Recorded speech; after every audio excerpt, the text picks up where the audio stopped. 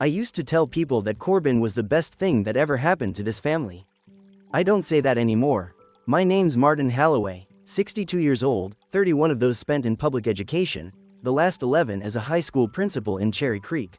Watching other people's kids grow up while I missed half the moments in my own daughter's childhood. Denise, my wife, likes to remind me of that whenever I start feeling too proud of myself. She's not wrong to. By the time our daughter Sasha finished college, I'd made a quiet promise. I couldn't get back the years I spent grading incident reports instead of showing up to her soccer games, but I could give her something real. Denise had done the actual work of making that possible. She kept the books on a rental property her father left us with the same precision she once used auditing small businesses for a living, and between the two of us, we'd built enough of a cushion to do something meaningful. Instead of splitting whatever we had into an inheritance nobody would see until we were gone. We set up a family fund.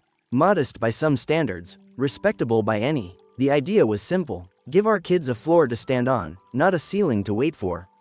Sasha met Corbin Reyes 2 years later, at a marketing conference in Boulder neither of them can remember the actual content of anymore.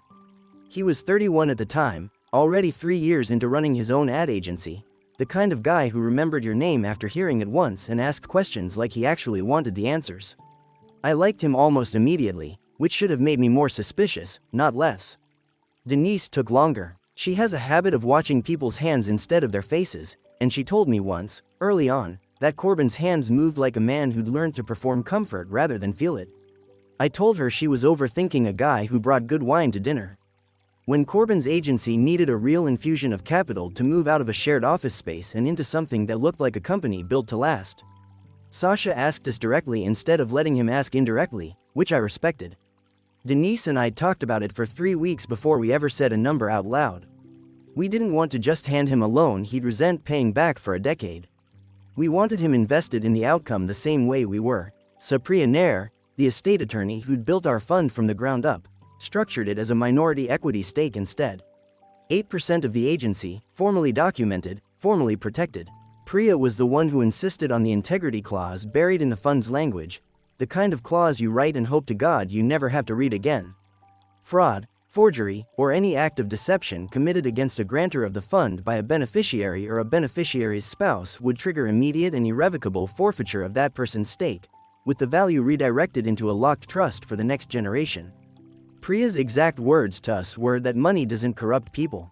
Desperation does, and the clause existed for the day desperation showed up wearing a nice suit. We toasted the deal at our kitchen table in April, the 4 of us and 6-year-old Lily falling asleep on the couch behind us. Corbin raised his glass and said he'd never once, in his life, been given something he didn't have to prove he deserved first, and he wasn't going to waste it. I believed him. I still think, in that moment, some part of him meant it. For a while, it looked like proof we'd done something right. The agency moved into a bright, glass-walled office in a converted warehouse near the Highlands, all exposed brick and confidence. Corbin sent us quarterly updates without being asked, spreadsheets that made Denise nod approvingly over her reading glasses. Then, sometime around late summer, one update simply didn't come. When I asked him about it over the phone, he laughed it off, said their biggest client, a regional furniture chain that had been with him since the beginning, had quietly walked to a bigger firm. And he didn't want to worry us over a normal bump in a normal business. I let it go. Denise didn't, not entirely. She started keeping her own folder. It was the second week of October when Corbin called me directly, his voice doing that thing charming men do when they're asking for something they already know they shouldn't need.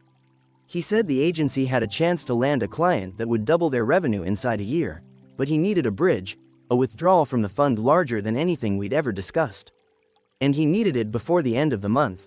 I told him I needed a day to think, which was true, and which was also the first time in our relationship I hadn't just said yes to Corbin Reyes on instinct. Denise and I sat with it that night at the kitchen table, the same table where we'd toasted the deal 7 months earlier. She'd already pulled up the fund's quarterly statements on her laptop, scrolling without really looking at me. "He's asking for almost a third of what's left," she said. "That's not a bridge, Martin. That's a lifeline." I reminded her that businesses have rough quarters, that we'd agreed to be partners in this, not just lenders standing at a safe distance. Denise didn't argue. She just closed the laptop and said she wanted to look at something before she made up her mind, and I didn't ask what. When I called Corbin back, I told him we couldn't approve a withdrawal that size without seeing real numbers first, a current balance sheet, the pipeline he was counting on.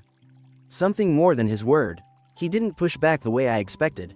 He came back a few days later with a different idea entirely, one he presented like he'd been sitting on it for weeks, waiting for the right moment to unveil it. He wanted to convert his equity stake into something quieter, a silent position with reduced reporting requirements, so he could move fast without a committee looking over his shoulder every quarter. And then, almost as an afterthought, folded into the same conversation like it was a small thing. He needed Martin and Denise to co-sign a loan, 6 figures, secured against the Silverthorne cabin. That cabin wasn't just an asset to us. It was the one property my father had scraped and saved to buy back in the 70s, the place where Sasha learned to fish off the dock, where Lily had her first snow angel the winter before last. Corbin knew that. He'd stood on that dock himself at Thanksgiving, telling anyone who'd listen how much the place meant to him now, too. "No," I said, "not the cabin, Corbin, not like this." He laughed, but it didn't have the warmth I was used to hearing in it. "Martin, it's not a risk. It's a formality. The bank just wants collateral on paper. It's not like anyone's ever going to touch it." "Then it shouldn't matter that the answer's no." There was a pause on the line, just long enough for me to hear something underneath his voice I hadn't heard before. Not desperation, exactly, closer to the sound of a man recalculating in real time. "Fine," he said, "I'll figure something else out." And then, quieter, almost to himself, "You people have no idea what it's like to actually need something." That line sat with me longer than I wanted to admit. Sasha found out how much of the original investment was already gone 3 days later, not from Corbin, but from an offhand comment his office manager made to her at a birthday dinner. Something about, "Once things stabilize after this stretch." Sasha called me that night, and for the first time in a long while. Her voice had an edge in it I didn't recognize. "Dad, did you know it's this bad?" He told me it was a normal slow patch. He didn't tell me you'd already said no to something. I told her the truth, that I'd said no to using the cabin as collateral, and that I thought it was reasonable to ask for real numbers before handing over more of the fund. She got quiet, and when she spoke again, it wasn't anger exactly, but something worse. Disappointment aimed in my direction instead of his. "You could have just helped him," she said. "You always used to say family helps family." I didn't have a good answer for that. I still don't, not entirely. Thanksgiving came 2 weeks later, and we did it up at the cabin like always, though the easiness of past years wasn't there. Corbin was charming with Lily, attentive to Denise in a way that felt performed rather than felt, and he avoided being alone with me the entire weekend, which itself told me something. At one point I found him standing on the dock by himself. Hands in his coat pockets, staring out at water that was already crusting over at the edges. "This place ever feel like too much pressure to you?" he asked, not turning around. "Like everyone's watching to see if you deserve it?" I told him nobody was watching that closely. He didn't seem to believe me. Denise didn't say much that weekend either, but I noticed she'd started bringing a folder with her everywhere, the kind she used to carry into client meetings back when she still had clients. I asked her about it on the drive home, and she just said she wanted to understand the agency's numbers better before we made any more decisions, that something in the last few statements didn't add up the way it should. I told her that was probably just Corbin being sloppy under pressure. She didn't argue, but she didn't agree with me either. She just kept her eyes on the road and said she'd let me know what she found. The voicemail came on a Tuesday morning, 10 days after Thanksgiving. While I was refilling the bird feeder in the backyard, a loan officer from a regional bank, polite and slightly apologetic, confirming that the disbursement on the Silverthorne property loan had gone through and asking if I had a moment to verify a few final details on my end. I stood there in the cold with the phone against my ear, the feed bag still in my other hand, and thought about the conversation where I'd told Corbin no. I was certain I'd told him no. I called the loan officer back within the hour, and she was happy to walk me through it, assuming, reasonably enough, that I already knew what I was calling about. She read off a signature date, a disbursement amount just under $200,000, and a notarization stamp from a mobile notary service I'd never heard of. When she asked if I wanted a copy of the signed loan documents sent to my email, I said yes before I'd even finished processing what she just told me. The PDF came through 20 minutes later. I sat at the kitchen table and opened it with Denise standing behind my shoulder. Both of us quiet in a way that felt like waiting for a diagnosis. There it was, my signature, at the bottom of page 4. Except it wasn't. The M leaned the wrong direction. I've signed my name close to 40,000 times in my life, across report cards and disciplinary letters and 2 mortgages, and I know exactly how my hand moves when it makes that letter. This hand didn't know that. It knew what my signature looked like from a distance, the way a forger knows a shape without knowing the muscle memory underneath it. "That's not your signature," Denise said. Not a question. "No," I said, "it's not." She didn't gasp or reach for the phone or say Corbin's name like an accusation. That's not how Denise operates. She closed her laptop, went and got the accordion folder she'd been quietly filling since Thanksgiving, and sat back down across from me like we were about to do inventory instead of unravel our son-in-law's life. "I need a few days," she said. "I don't want to walk into this with half of it right and the rest guesswork." What I didn't know yet, and wouldn't find out until she told me 3 nights later, was that Denise had already been in contact with Felix Doyle, the agency's bookkeeper, since the week after Thanksgiving. She'd met him once at a company holiday gathering, a quiet, precise young man who kept glancing at invoices like they owed him money, and something about the way he deflected a simple question about quarterly revenue had stuck with her. She'd called him under the guise of asking a general accounting question.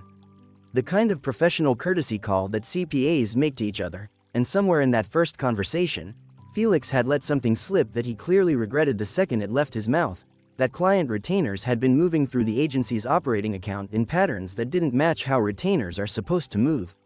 By the time Denise brought him fully into it, 3 nights after the forged signature turned up in my inbox, Felix was already halfway convinced something was wrong and terrified of being the one who said so out loud.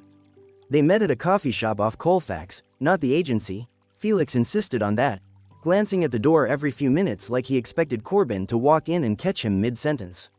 He brought a thumb drive he said he'd copied, just in case, and he wouldn't hand it over that first night.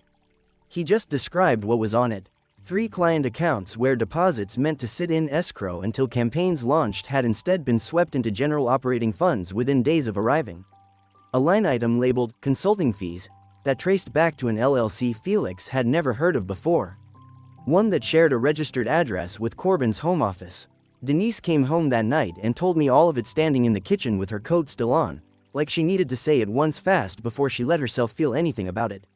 I remember my hands were shaking by the time she finished, not from fear, something closer to fury trying to find a shape it could use.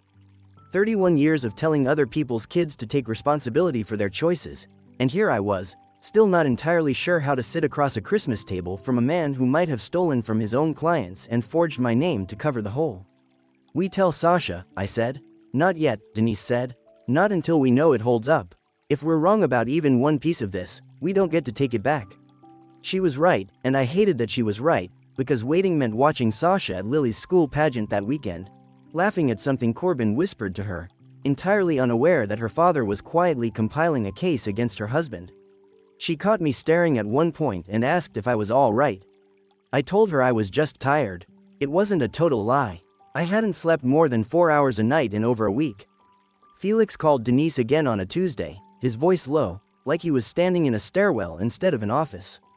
He said Corbin had asked him that morning to reclassify 2 of the escrow transfers before the annual audit went out, told him it was just cleanup, and Felix had said yes and then sat at his desk afterward feeling sick about it. He said he'd been thinking about what happens to a small business bookkeeper who signs off on numbers he knows aren't right. And what happens to the people whose money it actually was. "I don't want to be part of this anymore," he told her. "But I don't want to just quit and pretend I didn't see anything either."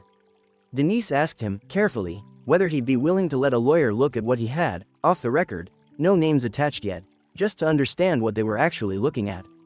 There was a long pause on the line, long enough that Denise thought he'd hung up. "Okay," Felix finally said, "off the record, but if this goes anywhere, I need to know I did the right thing by saying yes." Denise wanted 3 more days before we said anything to Corbin directly, and I gave her 2. By the second night, I couldn't sit at that kitchen table anymore without picturing his signature bleeding across page 4 of a document I never touched. I called him myself, kept my voice level, and told him I needed to talk to him about the cabin loan. He came over the next evening alone, no Sasha, which told me he'd already guessed this wasn't a casual conversation.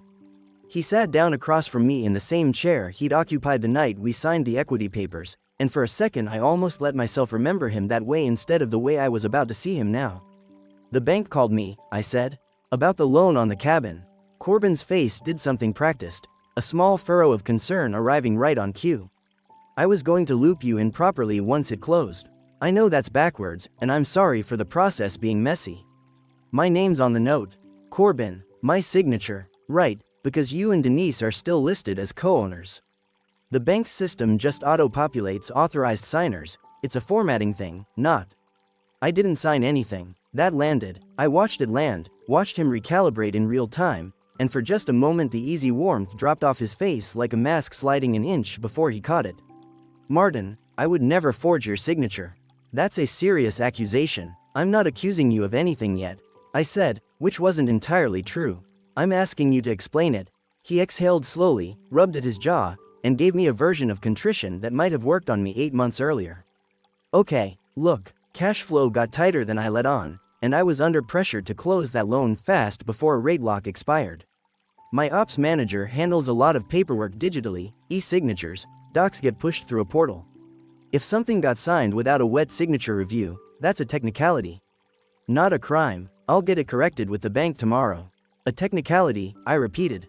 I'm not going to sit here and pretend the agency's had an easy year, he said, leaning forward, hands open on the table the way he used to lean in during agency pitches, I imagined, when he needed a room to trust him. But I'm handling it. I don't need you and Denise treating me like a suspect over paperwork mixed up during a bad quarter. I wanted to believe him. That's the part one still have trouble admitting out loud. Even now, some stubborn piece of me wanted the explanation to be true, wanted this to still be the son-in-law who toasted us at that dinner table and meant every word of it. Sasha found out I'd confronted him before I ever told her myself. Corbin told her, in his own version, framing it as his father-in-law losing trust over an innocent clerical error. She showed up at our house the next afternoon, Lily at school, her coat still zipped, arms crossed the way Denise crosses hers when she's bracing for something. Dad, he says you accused him of forging your name. I asked him to explain a signature on a loan document that isn't mine, I said. That's not the same as an accusation. He says it's a portal glitch. That kind of thing happens with digital paperwork. Then I want to see the paperwork, I said. All of it, not his explanation of it. The actual documents, the actual account statements, so I can look at it myself instead of hearing about it secondhand from either of you. Sasha's jaw tightened, but something in her eyes told me the demand didn't come purely from loyalty to Corbin. There was a flicker of the same unease I'd been carrying for 2 weeks. Fine, she said, I'll ask him to show you everything. And then I want this to be over, Dad. I mean it. I called Priya Nair the following morning and drove down to her office in the Denver Tech Center that same afternoon, the fund's original binder spread across her conference table exactly the way it had been the night we signed Corbin in. She found the clause without needing to search for it, page 14, the language dry and precise in the way only an estate attorney can make betrayal sound. Any act of fraud, forgery, or material misrepresentation committed by a beneficiary or beneficiary's spouse against a grantor of the fund would result in immediate and irrevocable forfeiture of that beneficiary's spouse's equity position, with the forfeited value redirected into an education and welfare trust for the named minor beneficiary. It still holds, Priya said, tapping the page. But Martin, a clause like this needs to trigger off something provable. A verified forged signature is a strong start. It's not the whole case by itself. That was when she gave me Gordon Ellery's number, a civil litigation attorney she said specialized in exactly this kind of quiet financial unraveling, forgery and fraud claims that never touch a criminal docket but still cost people everything. Gordon listened to the whole account over the phone 2 days later. Asked sharp, specific questions about Felix, about the escrow transfers, about the notarization on the loan, and told me the same thing Priya had, just with more edge in his voice. What you have is promising. It's not enough yet to file anything that would survive scrutiny. You need documentation, not suspicion. Get me everything Felix has, properly, and get me a handwriting comparison on that signature before you do anything else. I left his office that afternoon feeling something close to steady for the first time in weeks. Like there was finally a shape to what came next instead of just a churn of dread. The call came 4 days later, while I was refilling the bird feeder again, which felt like it was becoming a habit tied to bad news. It was a man I didn't recognize, introducing himself as a partner at a venture fund Corbin had apparently been courting for a Series A raise. Mr. Halloway, I'll be direct, he said. Corbin mentioned some family tension around the business, said his father-in-law's been under a lot of stress lately and might reach out with some concerning claims. I wanted to hear it from you directly before we move forward with anything. I stood there in the cold, the feed bag going slack in my hand, understanding all at once that Corbin hadn't just brushed off my questions. He'd gotten ahead of them. I told the man on the phone the truth, careful and even. I said I hadn't made any claims to anyone, that I'd asked my son-in-law direct questions about a loan document bearing my forged signature, and that whatever he'd been told about, concerning claims, was Corbin's framing. Not mine. The investor thanked me, polite in the non-committal way people are when they've already decided which version of a story serves them better, and hung up without telling me whether the raise was still moving forward. I sat with the phone in my hand a long time after that call ended. Denise found me still standing by the bird feeder when she came looking for me, and I told her what had happened, word for word. She didn't say anything for a moment, just watched a magpie work over the seed tray. And then she said the thing I hadn't let myself say out loud yet. He's not just covering his tracks anymore, Martin. He's building a story where you're the problem. She was more right than either of us understood that morning. The papers arrived 11 days later, delivered by a process server to our front door on a Wednesday afternoon while I was raking the last of the season's leaves. A civil complaint, filed in Denver County, alleging defamation and tortious interference with prospective business relations. Corbin's attorney had built the whole thing around that single phone call, claiming I'd knowingly made false statements suggesting fraud and forgery to a third-party investor with the intent to damage the agency's funding prospects. Reading it standing there in my driveway, cold leaves stuck to my boots, I felt something twist in my chest that took me a moment to name. Not fear, exactly, something closer to disbelief that a man who'd forged my name was now suing me for the crime of describing it. Gordon Ellery didn't seem surprised when I called him that evening. "This is actually good news, in a strange way," he said, which struck me as a strange thing to hear about a lawsuit with my name on it. "A man who's genuinely innocent of what you're implying doesn't sue over a private phone call, Martin. He buries it. Filing this puts him inside a legal process he doesn't control, and it gives us formal grounds to request discovery on the exact financial records we've been trying to get our hands on informally." He just handed us the door. For the first time in weeks, I let myself feel something other than dread. It wasn't quite relief. It was closer to the specific, exhausted gratitude of finally having solid ground under my feet after a long stretch of walking on ice. Gordon filed our answer within the month, along with a formal discovery request aimed squarely at the agency's escrow accounts, the cabin loan file, and any communications concerning both. Felix Doyle, who'd spent 2 months feeding Denise information off the record over coffee and stairwell phone calls, finally agreed to put his name on something that mattered. He signed a sworn declaration describing the escrow transfers he'd flagged, the LLC tied to Corbin's home address, and the instruction he'd received to clean up 2 transactions before the annual audit. Denise drove him to Gordon's office herself, and she told me afterward that his hands were shaking so badly when he signed the declaration that the notary had to ask him to steady the page. He kept saying he never wanted it to go this far. Denise said, "I told him it already had. Corbin made sure of that the day he filed this lawsuit." Sasha, meanwhile, had begun quietly gathering pieces of her own, not because I'd asked her to, but because she couldn't keep pretending the man across the discovery table from her own father was the man she'd married. She found it almost by accident, going through old joint tax documents looking for something unrelated, a routing number tied to an account she didn't recognize, opened the same month the agency lost its biggest client. When she asked Corbin about it directly, he told her it was a business reserve account, nothing she needed to worry about. She didn't believe him, and for the first time since any of this started, she told me so herself, sitting at our kitchen table with the statement printed out in front of her, her voice flat in a way that scared me more than tears would have. "I need to know what he actually did, Dad, not what he tells me. What actually happened?" I didn't have the full answer yet. Neither did Gordon, but 3 weeks into discovery, his office received a forensic accounting report we'd commissioned, cross-referencing every escrow deposit against every operating withdrawal over the past year. The analyst hadn't just found irregularities. She'd found a pattern, precise enough to trace, showing client funds moving into the agency's general account within 72 hours of arrival, and from there into the very LLC tied to Corbin's home address that Felix had described in his declaration. Every diverted dollar, dated, sourced, and now impossible to explain away as a technicality. Gordon called me the morning the report landed on his desk, and there was something in his voice I hadn't heard from him before. Not triumph, exactly, something quieter and more certain. "Martin," he said, "I don't think he sued the right father-in-law." The hearing was set for a Monday in late February, 6 floors above downtown Denver. Corbin's lawsuit had been referred to a retired judge for an evidentiary settlement conference. And both sides agreed the same record would determine whether the fund's integrity clause had been triggered. Just a long walnut table and two versions of the truth. Gordon brought the bank file, handwriting report, Felix's statement, forensic ledger, and the fund agreement opened to page 14. Corbin's attorney brought cash flow forecasts and client emails meant to show the agency had been one good quarter from recovery. Corbin arrived last in the same dark blue suit he'd worn to the equity signing dinner. Sasha didn't look at him. His attorney, Michael Trent, called the last year a founder's desperate attempt to protect employees and save a company. The escrow transfers were temporary internal borrowing. The LLC payments were reimbursements. The cabin loan had been rushed through a digital system, but nobody intended permanent harm. Bad judgment is not fraud, Trent said. Desperation is not forgery. Gordon placed the loan document in front of Corbin. Did Martin Halloway authorize you to sign his name? Corbin glanced at me. Martin authorized the financing strategy in principle. Did he authorize you to sign his name?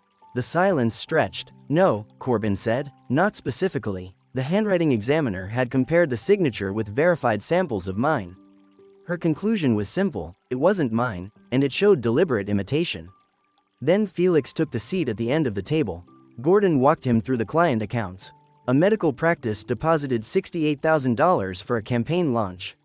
Within 2 days, $40,000 moved into operating funds. $11,000 went to the LLC registered at Corbin's home address. A homebuilder's retainer followed the same path. Then a nonprofit's. Felix identified the entries in the messages telling him to change 2 classifications before the annual audit. Trent leaned toward him. You processed some of these transactions yourself, correct? Under instruction. And you only became concerned after Denise Halloway contacted you? Felix swallowed. I became afraid after she contacted me. I was concerned before that. Trent asked whether Corbin had ever used the words steal, divert, or forge. No, Felix said. He used bridge, timing, cleanup, and temporary. The money still went where it wasn't supposed to go. For the first time all morning, Corbin's hands went still. The forensic report traced $312,400 from restricted client funds into operating, then into the LLC. The cabin loan had covered payroll, rent, and 2 private transfers after the agency's cash dropped below $12,000. Trent called it desperation. Gordon placed the fund agreement beside the ledger and called it intent. Priya read the clause into the record. Fraud, forgery, or material deception against a grantor meant immediate and irrevocable forfeiture of the beneficiary spouse's equity position, with the value redirected into a locked education and welfare trust for the named minor beneficiary. Lily, Corbin looked straight at me. This was never supposed to hurt you. I said nothing. Then the judge asked Sasha about the hidden account. She stood with both hands around a paper cup she hadn't touched. Her voice was quiet. It wasn't a business reserve, she said. Corbin told me it was. I found agency money going into that account, then payments for our mortgage, Lily's school, and his personal credit cards. I asked him 3 times what it was. He lied all 3 times. Corbin turned toward her. Sasha, we talked about this. No, she said, you talked. I believed you. She placed the statements on the table. 1 transfer had been made the morning after I refused to co-sign the cabin loan. Another came the day before Corbin warned the investor that I was unstable.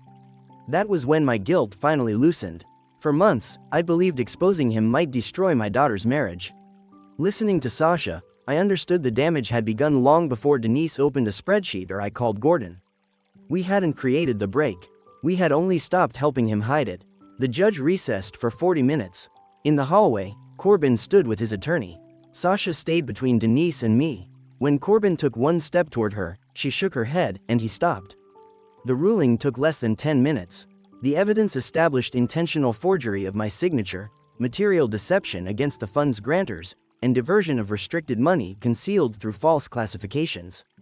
Corbin's defamation claim failed because the statements he accused me of making were substantially true. The forgery and deception satisfied the integrity clause exactly as written. His 8% equity position was forfeited immediately. Whatever value remained in that stake, including any recovery tied to agency assets, would be redirected into a locked education and welfare trust for Lily Reyes, beyond Corbin's control and beyond Sasha's until the fund allowed distribution. Corbin didn't react at first. He sat with both hands flat on the table, the charm finally gone. Then he looked at Priya as if she might find a softer sentence in the same language. She closed the binder. There wasn't one. At the door, Corbin looked at Sasha. Are you coming? She stared at him for a long moment, then reached for Denise's hand. "Not with you," she said. Corbin left alone. Sasha stayed between us, watching the closed door as if she couldn't decide whether she'd just lost her husband or finally seen him clearly.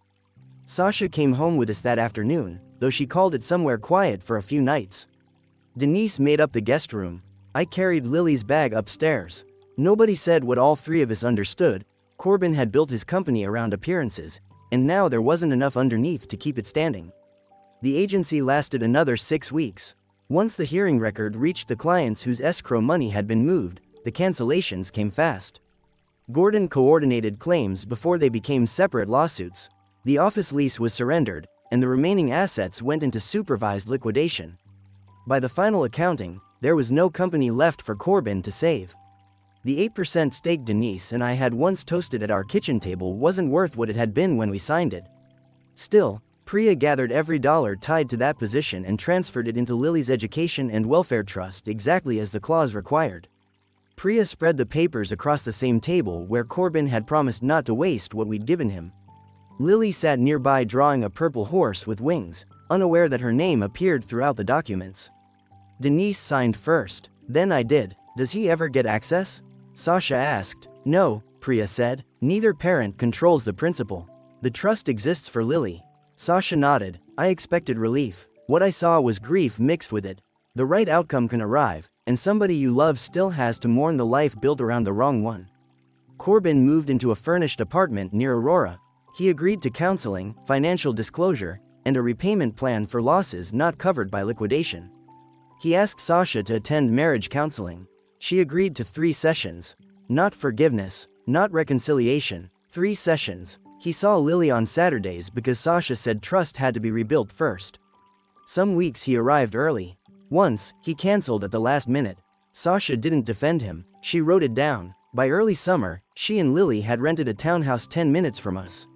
Corbin remained in his apartment. They were still married, still speaking, still attending counseling when both of them showed up. Whether that counted as survival or delay depended on the day. I stopped asking. My job was never to choose my daughter's ending. It was to make sure Corbin couldn't finance his version of it with money he had taken from everyone else. Denise and I came through the year quieter than we entered it. I apologized for defending Corbin longer than I should have. Denise never said she told me so. The following November, we returned to the Silverthorne cabin. The bank had released the fraudulent lien months earlier, but I still felt something loosen when I saw the property record printed clean. The cabin was ours again, free of somebody else's emergency. Lily ran through the snow and dropped near the dock, carving a crooked angel with one boot missing. Sasha laughed for the first time that weekend. It wasn't the easy laugh she had before all this. It carried more weight, but it was real. Corbin wasn't there. His name came up once after dinner. Sasha said counseling was helping him understand that desperation explained his choices without excusing them. She didn't say whether she planned to take him back. Denise didn't press. Neither did I. The next morning, I stood on the dock where Corbin had once asked whether the cabin felt like too much pressure. Ice had formed along the edges again. Behind me, Lily was explaining animal tracks to Denise. Sasha was inside making coffee. For years, I believed protecting my family meant absorbing the damage before it reached them. Paying the bill, smoothing the argument, giving one more chance so nobody had to admit the last one had been wasted. That kind of peace charges interest in silence. The harder choice was telling the truth while there was still something left to protect. It cost Corbin his company, his stake, and the certainty that charm could carry him through one more closed door. It cost Sasha the marriage she thought she had. It cost Denise and me the comfort of believing good intentions could keep bad decisions outside the family. But Lily's future was safe. The cabin was clear. The clients recovered what could be recovered. Whatever happened between Sasha and Corbin next would have to be built honestly. Without stolen money holding the walls up. I used to think getting it right this time meant giving my daughter everything I hadn't given her when she was young. I understand it differently now. Sometimes getting it right means refusing to fund the lie, even when telling the truth leaves an empty chair at the table.